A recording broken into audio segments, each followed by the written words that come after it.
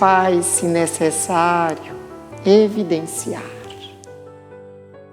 que cá não nos encontramos à condição de mestres. Somos alunos, mas que a condição de alunos não impede de partilharmos os ensinos. A condição de irmãos que caminham na estrada da evolução. E faz-se necessário que saibamos dos apetrechos imprescindíveis para a conquista dessa jornada. Então, nos deixe trazer aqueles dias que Jesus caminhou conosco, e as enfermidades graçavam a sociedade, já que ainda somos moralmente enfermos, espiritualmente ainda não conseguimos a imunidade da vivência em plenitude do Evangelho. E como tal, as patologias aparecem. Mas não são as dores que fazem vir à tona os valores. Nos momentos mais difíceis, nas noites mais escuras, não brilham mais as estrelas. Aqueles eram os dias que a patologia mais temida era a morféia, a lepra, que nos dias de hoje nós conhecemos por mal de Hansen. E como sabemos na atualidade, dentre as inúmeras faces que ela apresenta, algumas são transmissíveis. E o medo, junto com a ignorância, graçava a sociedade daqueles dias.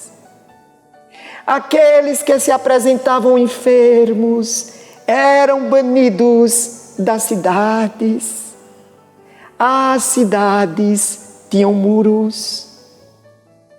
E na entrada principal ficava o livro dos vivos. Aqueles que se apresentavam enfermos tinham seu nome banido do livro dos vivos e eram lançados quase sempre ao vale, o vale da imundícia, o vale da exclusão, onde os irmãos em abandono, putrefatos vivos se encontravam, as bandagens envolviam os membros e eles andavam trazendo nas mãos uma espécie de sino que eles tocavam para avisar que iam passando, para proteger os outros. Vos trago esse instante para que nós possamos perceber que no meio dessa condição disforme, dessa exclusão, como um ambiente escuso, um pântano, por vezes nasce um lírio tão branco que interrompe os odores e libera o seu aroma, que interrompe o domínio das sombras e faz com que os viandantes que antes olhavam ao lado ou tentavam impedir a respiração para não sentir o odor, parem e contemplem. Nós queremos relatar uma passagem contida no Evangelho de Mateus, no capítulo 8, que é aquele instante que nós vamos nos deparar com um leproso, com um ranceniano, e ele se encontra com Jesus.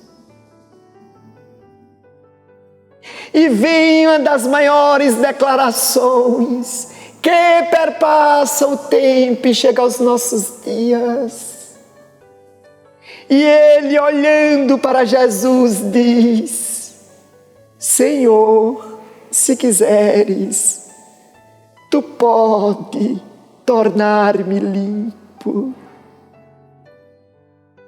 A emanação vem do seu âmago, é nota musical, regenciada pelas dores, e traz a harmonia que é percebida pelo regente de Deus, Jesus, que pega a nota e lhe diz, no alaúde do seu ser: quero sede limpo, pois. E o homem sente o seu corpo vibrar, e as chagas e as pústulas se desfazem. É claro que quando ele emanou o pedido, o espírito estava alinhado, tendo a certeza que Jesus era a fonte e ele era o sedento, que Jesus era o médico e ele o enfermo. Então ele se entrega, ele se lança sem reservas, a entrega é total. E eu sei, queridos irmãos, que muitos pensarão: mas o mal de Hansen, graças ao avanço da ciência, é controlado. Se tornou uma doença crônica e os fármacos dão uma qualidade de vida aos enfermos. E nós não podemos deixar de considerar que a ciência cada vez mais controla as enfermidades, só não na velocidade que a condição humana tem em criar novas enfermidades. Parece-nos que o ser humano apresenta mais enfermidades de comportamento que a capacidade, ainda que célere, da ciência encontrar o antídoto, o fármaco. Porque nós somos enfermos.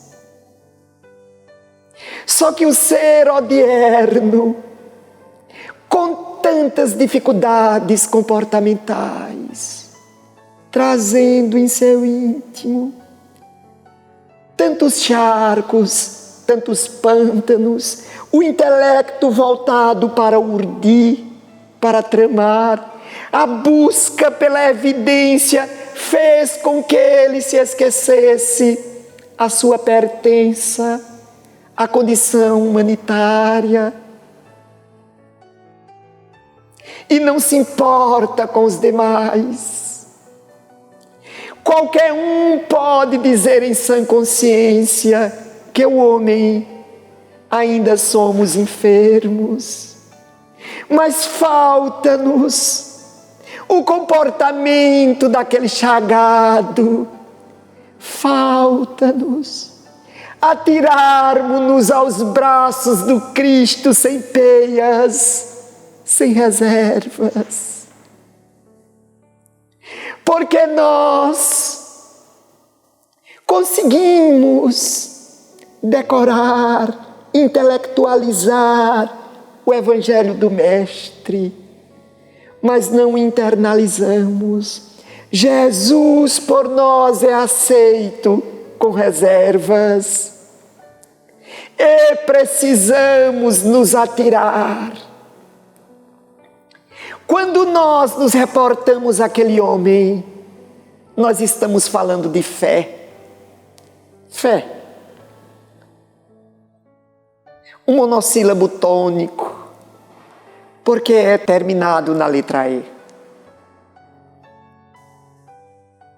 Uma palavra diminuta, como as palavras que sintetizam, como os ensinos que diminutem suas expressões, mas infindos quando em seu mergulho. Fé aparece 4 vezes na Antiga Escritura e 247 vezes no Novo Testamento. Fé é uma palavra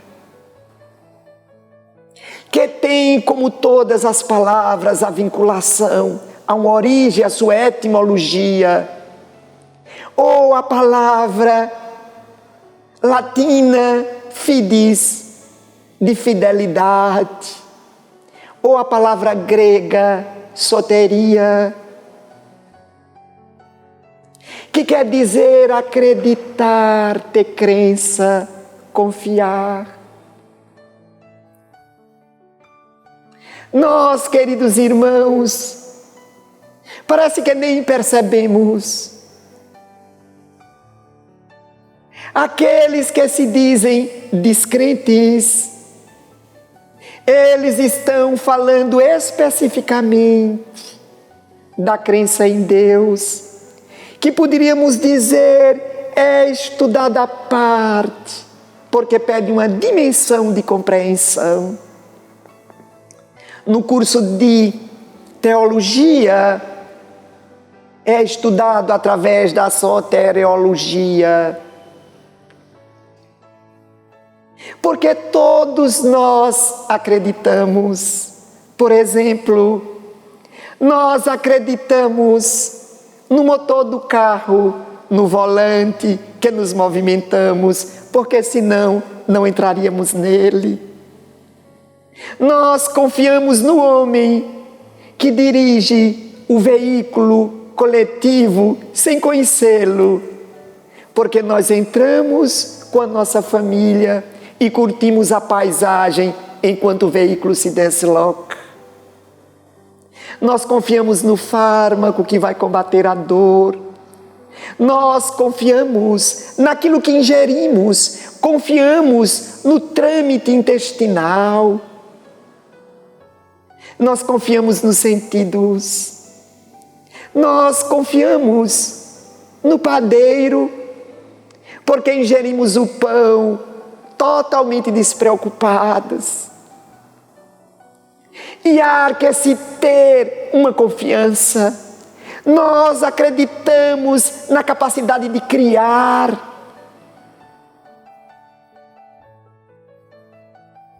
Se não fosse essa confiança, Louis Pasteur, o pai da microbiologia, que investiga o mundo que não é perceptível aos olhos vistos. A confiança que ele tinha, e ele é conhecido por dizer de haver uma necessidade de ter confiança, trabalho e paciência, aliado à vontade. E ele, quando escreve para as suas 2 irmãs, esse investigador científico francês diz que a vontade imprime a celeridade e dá aso para o trabalho. E o trabalho com confiança e paciência conquistará os frutos. E foi graças a isto que ele conseguiu perceber os seres que não são perceptíveis aos olhos nus, os micróbios. E com isso, nós avançamos no conhecimento do mundo micro e combatemos inúmeras patologias a partir dessas descobertas.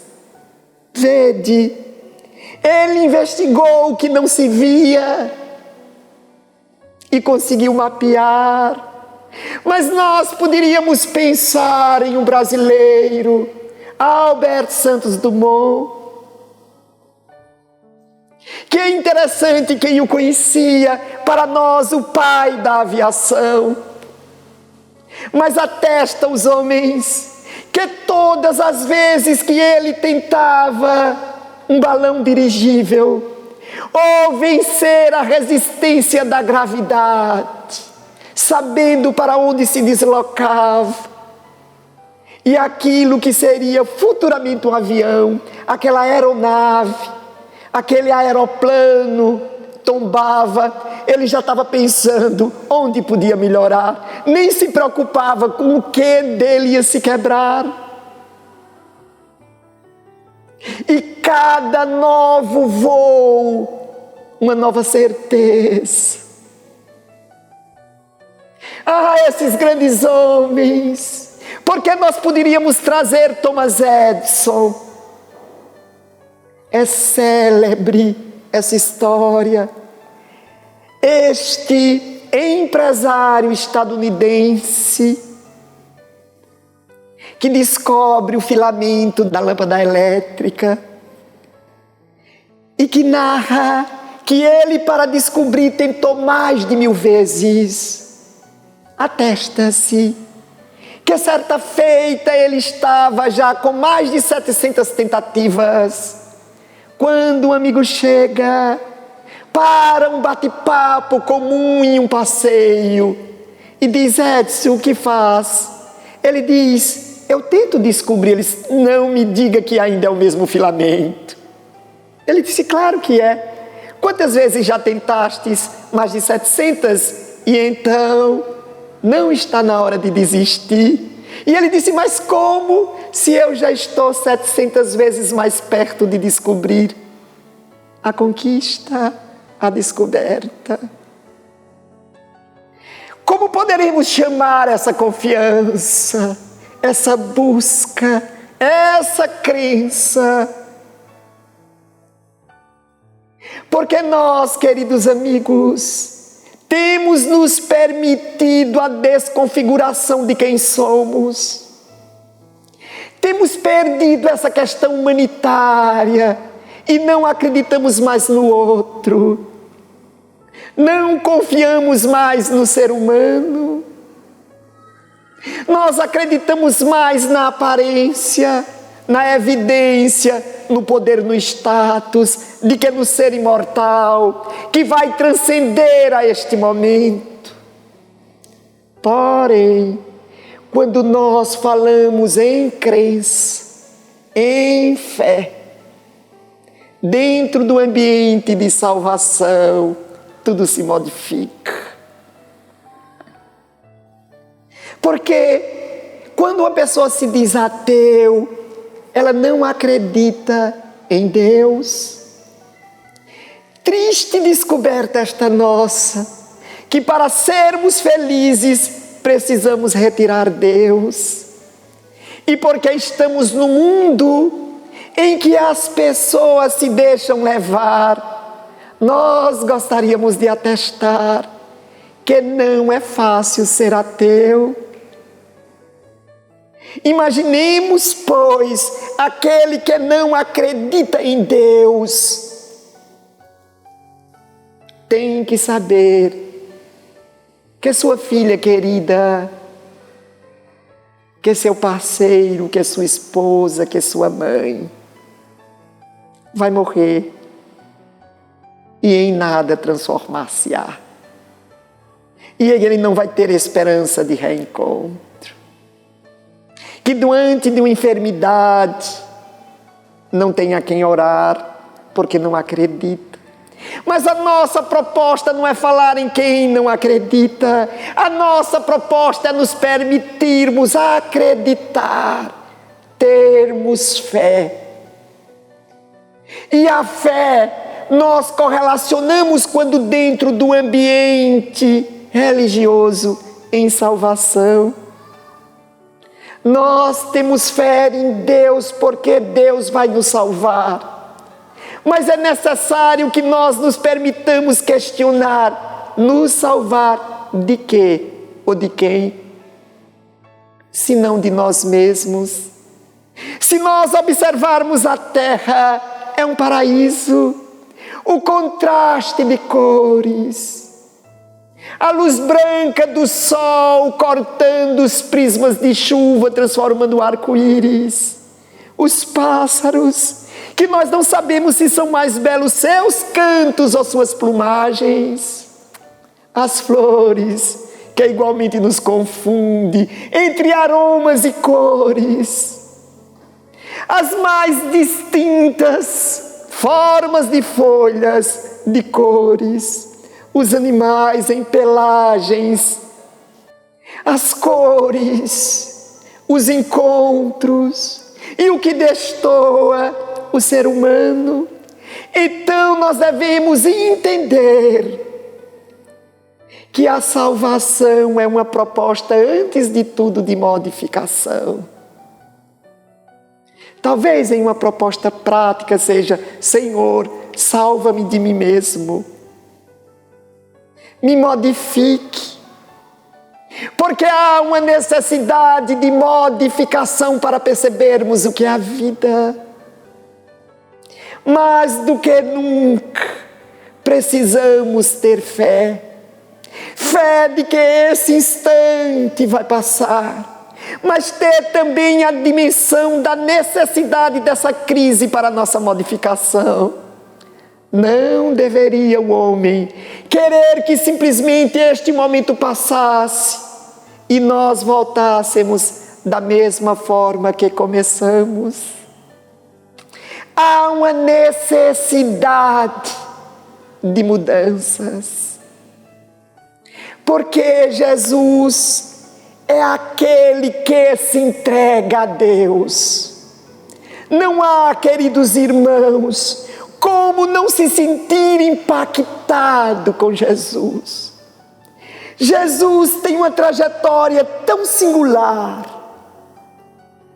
que os céticos questionam se ele existiu. Porque desconhecem as riquezas que dormitam em suas próprias almas. Nos permitamos perceber: toda a trajetória do Cristo é um ato de fé. E a fé é um ato de amor. Toda a trajetória de Jesus é uma plena entrega a Deus nosso Pai, mas que nós poderíamos evidenciar o instante que ele se encontra no horto e ele diz: Pai, livra-me desta hora. Mas foi por esta hora que eu vim. Que não seja feita a minha, mas que seja feita a vossa vontade. A entrega total, a entrega plena. Para quem gosta da mística judaica, para quem gosta da Cabalá, da árvore da vida, de estudar a Sefirot, essa é a coroa da árvore da vida, que é conhecida por Keter, que é onde nenhum aspecto exterior nem interior modifica. É a concessão de Deus, que os religiosos costumam chamar de graça. É a concessão divina. E Jesus vai e se imortaliza, a entrega é plena, crucificado, ainda roga por nós. A certeza da continuidade. Deus é o nosso Pai e Ele é bom. Só Deus é bom em plenitude. E nós, queridos irmãos, não temos nos percebido, porque quando falamos de fé em religião, nós entendemos que as religiões tentam nos tornar mais desprendidos rapidamente. Se fôssemos falar do budismo, o budismo diz que a sede do sofrimento é o apego. Por isso temos que ser desprendidos, para que consigamos atingir o nirvana, a plenitude. Se estivéssemos nesse instante mergulhando no pensamento de Lao Tse, ele diz: é no vazio das construções que nos erigimos, é nos deslocamentos, é aquilo que nós promovemos enquanto nos deslocamos. É a confiança, porque aquele que confia em Deus, o seu alvo é outro. Aquele que acredita, que tem fé, as suas prioridades são outras.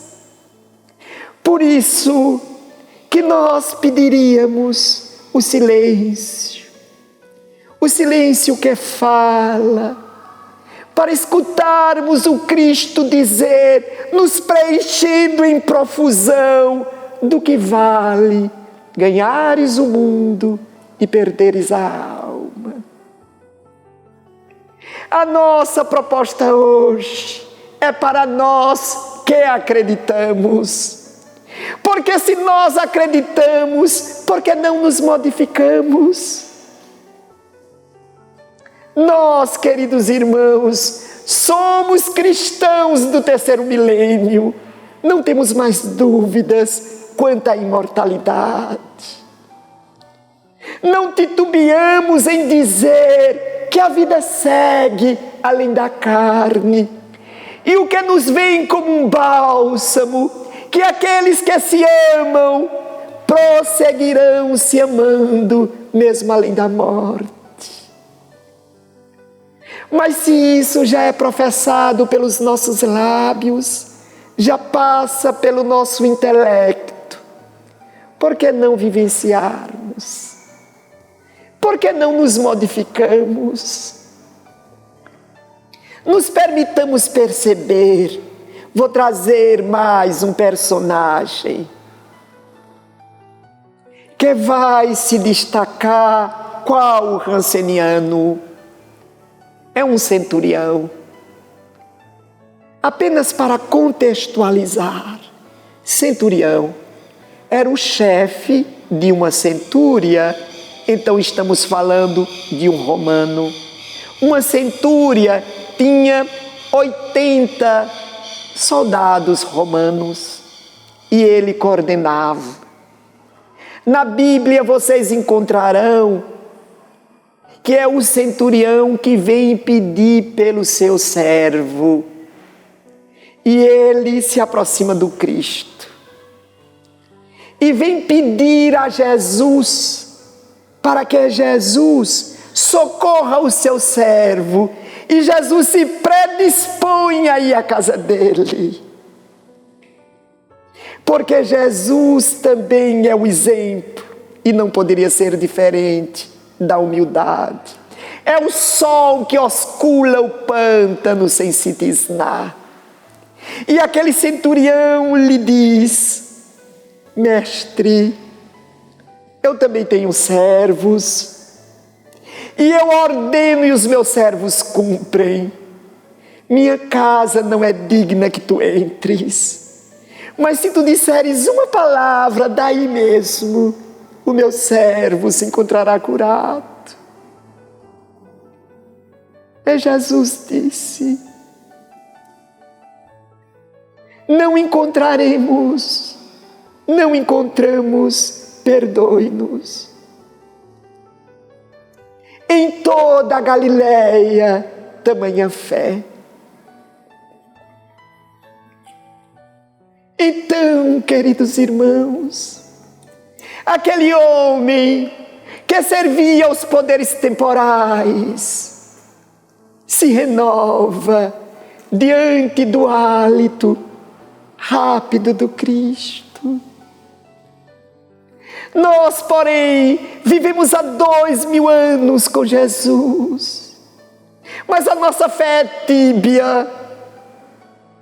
Nós acreditamos, mas tergiversamos. Somos, mas não somos. Como nos diz Emmanuel, temos o mas. Eu acredito em Jesus, mas... Então, se faz necessário a reflexão em nossa fé, porque ainda em Mateus nós teremos que um determinado irmão em sofrimento profundo, porque seu filho está sendo subjugado por uma entidade, que horas lançam na água, ora lançam no fogo. E os discípulos não conseguem ajudá-los em uma proposta holística ao comensal e ao hospedeiro.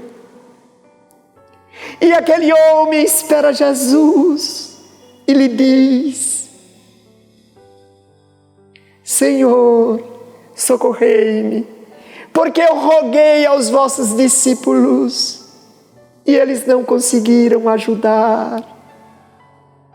E Jesus assevera: ó raça incrédula e infiel, até quando terei que estar convosco?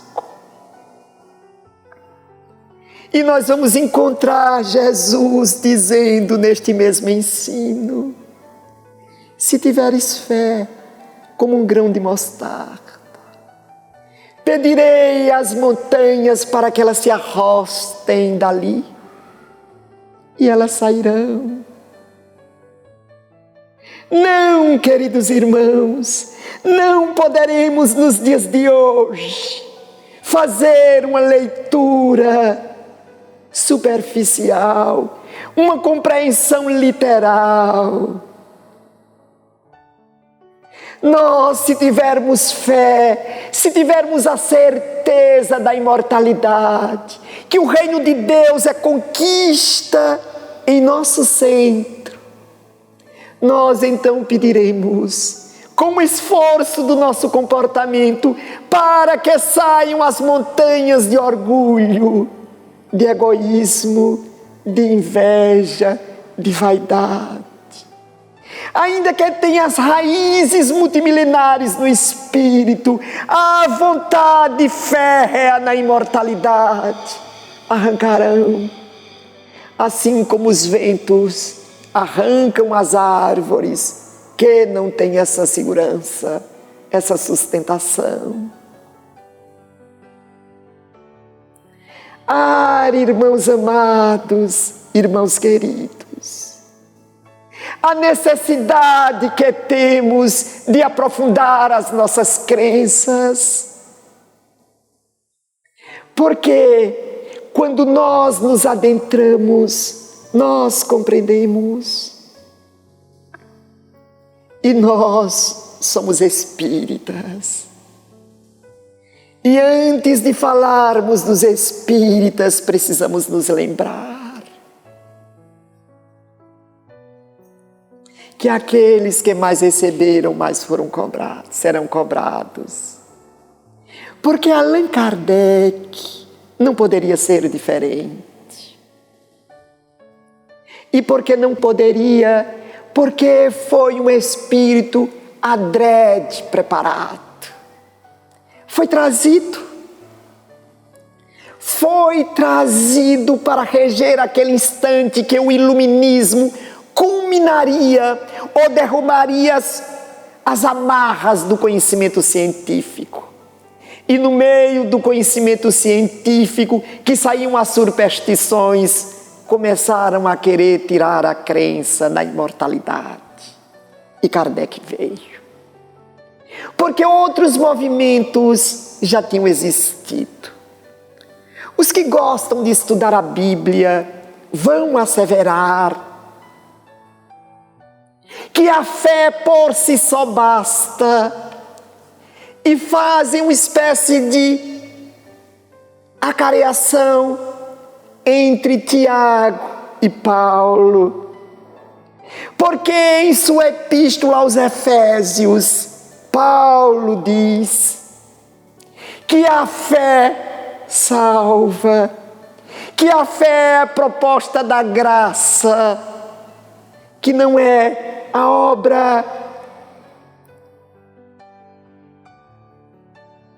Mas o que Paulo disse, se continuarmos a olhar, é porque a fé promove a mudança, e a mudança se amplia. Aí as obras serão feitas com amor, porque se ficaram dúvidas, ele as retira. Na Epístola aos Coríntios: ainda que eu fale a língua de todos os homens, se eu não tiver amor, as obras não podem ser uma barganha. Senhor, eu entrego sopa, me ajude. Senhor, eu falo em teu nome, me promova. Senhor, eu acredito em ti. Não, queridos irmãos, Tiago tira essas dúvidas, porque ele assevera em sua epístola: tu dizes que tem fé, então mostre-me as obras. Porque a fé sem obras é como o corpo sem vida, é morta. Acreditas em Deus, os demônios também. A crença pede renovação, e a renovação se farta em ajudar, porque a proposta da luz é combater as sombras. A proposta do amor é se multiplicar, e o amor só se multiplica amando. Quando o homem é renovado em Jesus, muda o seu alvo. O outro não é o óbice, o obstáculo, o outro é o portal, é o degrau que o aproxima de Deus. Mas se nós não acreditarmos diante de uma sociedade que estertora, como nós conseguiremos caminhar? Então, queridos irmãos, muitas vezes nós nos confundimos, porque fazemos um estudo da história dentro de uma forma analítica. Quando nós falamos de Martinho Lutero e assevera que a fé salva, nós temos que nos lembrar daqueles dias difíceis, onde não era permitido sem alguém que fizesse essa interlocução entre o homem e Deus. Então foi necessário que Martinho Lutero libertasse e dissesse: a fé por si só te projeta a Deus, mas a fé naturalmente promove a mudança, e com a mudança vem as obras, não as obras dos homens que se multiplicam e não diminuem as dores. Por exemplo, queridos irmãos, quais não são as técnicas de construir novas moradias em tempo recordes, mas nunca tivemos tantos desabrigados, tantos sem-tetos. Com o avanço do estudo genético e da tecnologia, nunca tivemos uma produção tão grande de grãos, nem nunca tivemos tanta fome. Não, meus irmãos, as obras são as obras divinas, e a obra divina começa quando eu enxergo o outro e não me vejo melhor do que ele.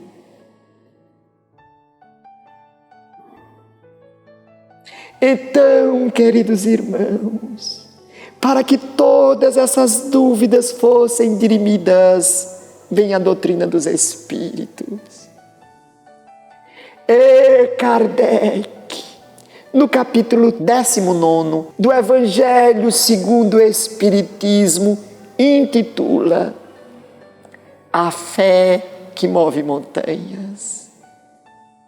E ele diz que a fé religiosa, no tópico 6 deste capítulo, ele tem duas propostas. Porque a fé religiosa é o conjunto de dogmas que compõem uma religião. E ela pode ser cega, ou ela pode ser raciocinada. A fé cega leva ao fanatismo. A fé cega é aquela que tudo agasalha, que tudo absorve, sem um senso crítico. A fé raciocinada é aquela que consegue discernir. Por isso que ele viria a afirmar: a fé deve encarar a razão face a face, em qualquer época da sociedade. Como, por exemplo, como poderemos dizer que determinados procedimentos médicos não deverão ser efetuados? Porque temos fé. Como se a concessão divina não envolvesse o conhecimento intelectivo, científico. E neste mesmo capítulo, há uma mensagem do Espírito, na parte de instruções dos Espíritos, o tópico é o 11º. E neste tópico, o Espírito protetor chamado José diz que a fé, para ser laboriosa, ela é ativa. Ah, queridos irmãos, essa condição sintética, a fé para ser produtiva, ela é ativa. Nós temos que fazer a nossa parte. É por isso que quando Pedro disse para Jesus: Senhor, aí tem mais de 5.000 pessoas com fome. Como nós vamos fazer para que elas não voltem com fome? E Jesus lhe pergunta: do que dispõe vós? De alguns nacos de pães e peixes dai-mos cá e multiplica-os. Para que Deus multiplique, é necessário que nós apresentemos as nossas construções, o nosso voto de confiança. É por isso que existe o ensino. Quando nós damos um passo em direção a Deus, Deus dá N passos em nossa direção. Ajuda-te, que os céus te ajudarão. Mas nós precisamos fazer a nossa parte. Precisamos implementar mudanças. É claro que nos dias de hoje ainda existem aqueles que parecem ou que se sentem tão importantes que Deus tem que se apresentarem a eles. Que assim nos digam os médiuns, que são visitados por pessoas que querem provas da imortalidade. Assim prosseguem. Mas Jesus também, para isto, não poderia ser diferente. Ele se antecipa. Porque se nós formos nos lembrar do colegiado de Jesus, nós teremos Tomé, também conhecido por Dídimo. E Tomé não se encontrava quando Jesus se apresenta pela primeira vez, após a sua partida. E depois que Jesus se apresenta a ele, e ele tinha dito que havia necessidade de colocar o dedo na chaga, mas ao ver Jesus se retrai, acabrunhado, envergonhado. E Jesus lhe diz: tu crês porque me vistes. Felizes serão aqueles que acreditarem sem ver. A imortalidade não é uma proposta sugestiva, não é uma visão de alguém em êxtase, é uma realidade configurada no cotidiano.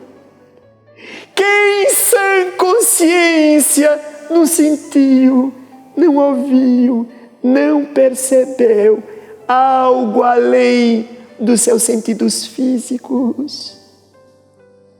Alguns outros tantos já receberam uma mensagem falada ou escrita.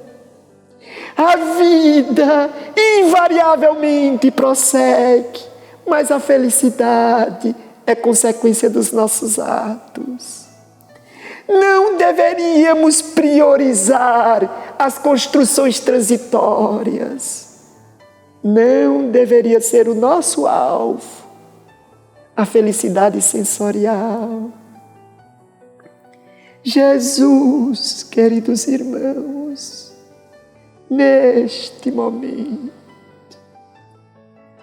no momento em que a pandemia generaliza, ceifa vidas, interrompe sonhos, traz lágrimas.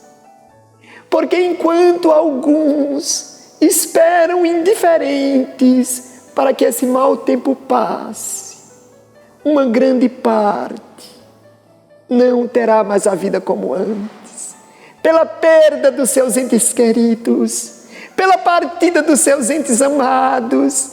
E se não tiverem fé e certeza, como suplantarão, como terão esperanças e alento para passar nesses momentos difíceis?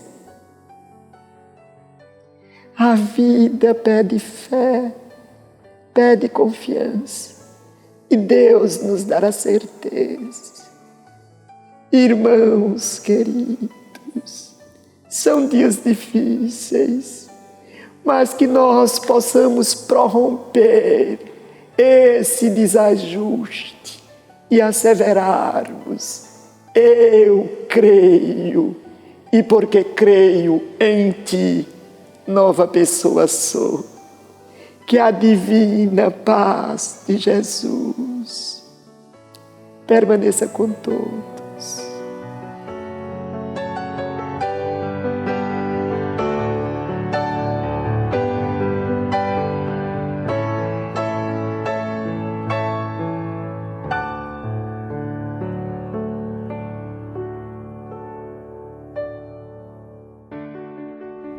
Irmãos queridos, esta é uma oportunidade tão rica de trazer um pouco do plano espiritual para todos nós.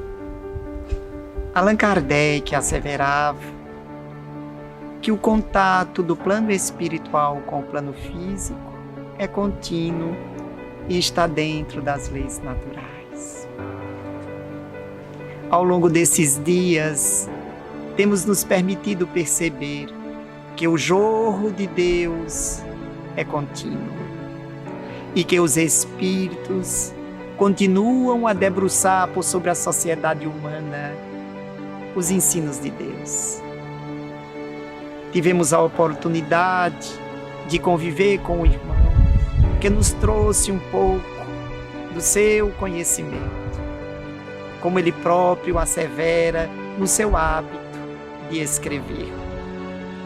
E é como se nós estivéssemos sentados ao lado dele, escutando a sua abordagem, a sua visão em torno da imortalidade.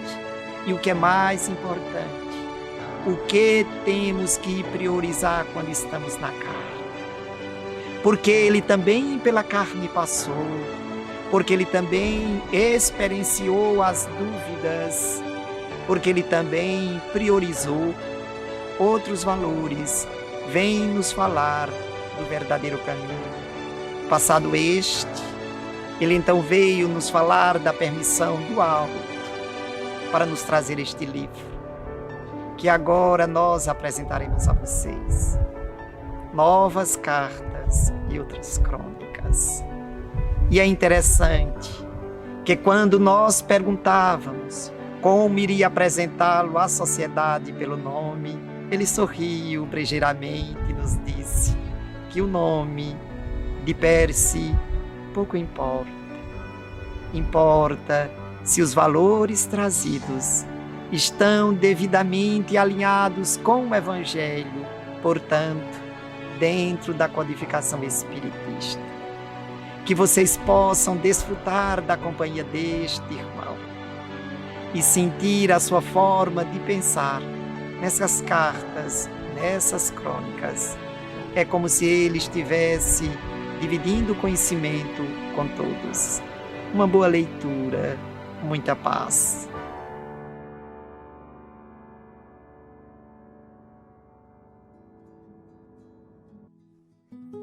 Irmãos queridos, vamos nesse momento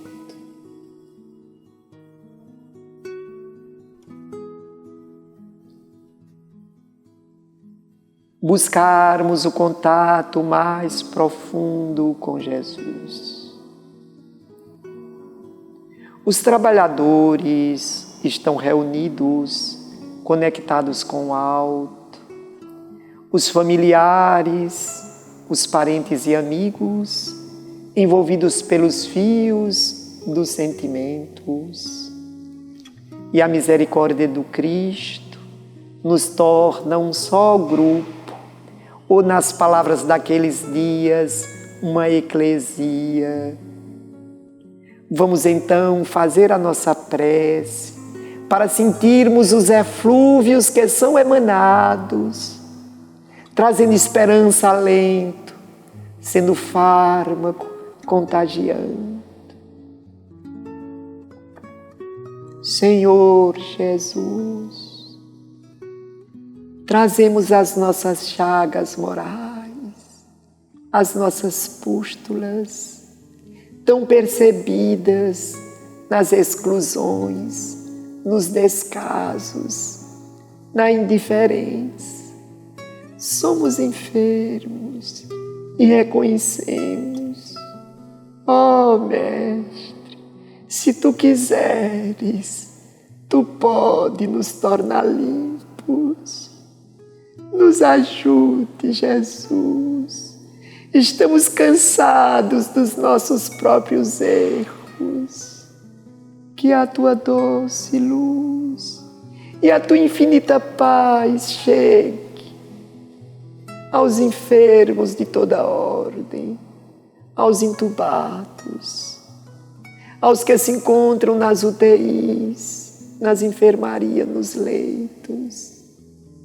Que chegue, Jesus, como esperança e consolo aos que estão nos lares, sentindo a ausência, angustiados. Que chegue como despertar e como luz aos adormecidos, aos indiferentes. Tu podes, Jesus, chegar a todos e em Ti confiamos. Permaneces conosco hoje e sempre. Que assim seja.